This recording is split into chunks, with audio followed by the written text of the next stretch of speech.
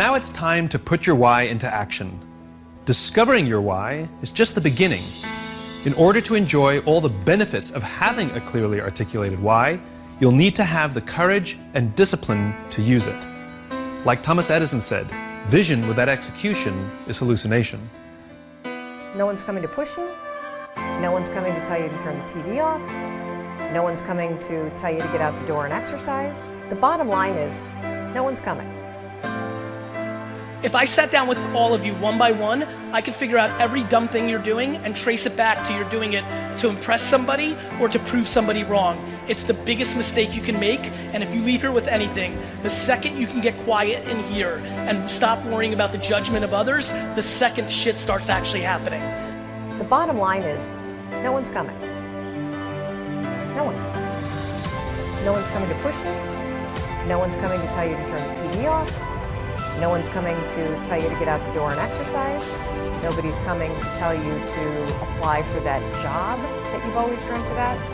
Nobody's coming to write the business plan for you. It's up to you.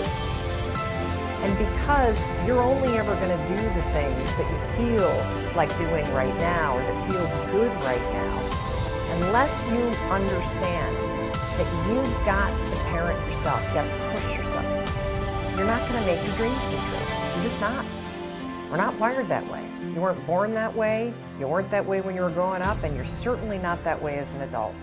And there's a tremendous amount of liberation that comes when you accept the fact that you're always going to need to give yourself a push.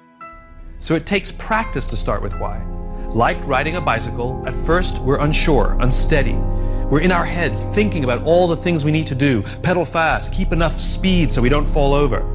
We have to really concentrate. We may even fall over, even scrape our knees, but we get back on the bike and try again. And eventually, it becomes natural. Starting with why is no different. At first, it feels awkward. It may not even work, but with practice, it will become so natural that you won't even be able to imagine a time when you couldn't do it. Just like riding a bicycle. In time, your why will act as a filter for many of the decisions and choices you make. It becomes a tool to help you find a job or seize an opportunity in which you're more likely to succeed. It removes a lot of the guessing.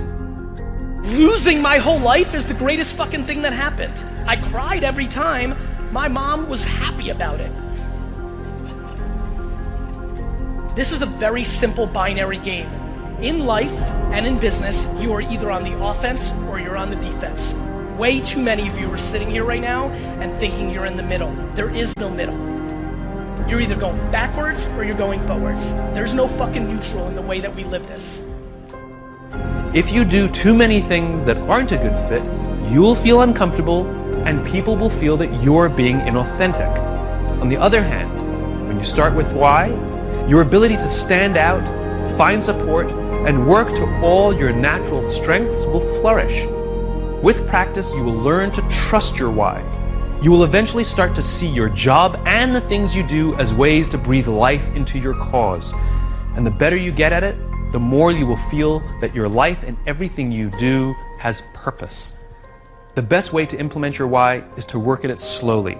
You don't have to do all the tips we suggest. What is important is that you pick up to 3 and commit to practicing and using them now. If you like this video, please subscribe to the channel and share the video with your friends. Thank you.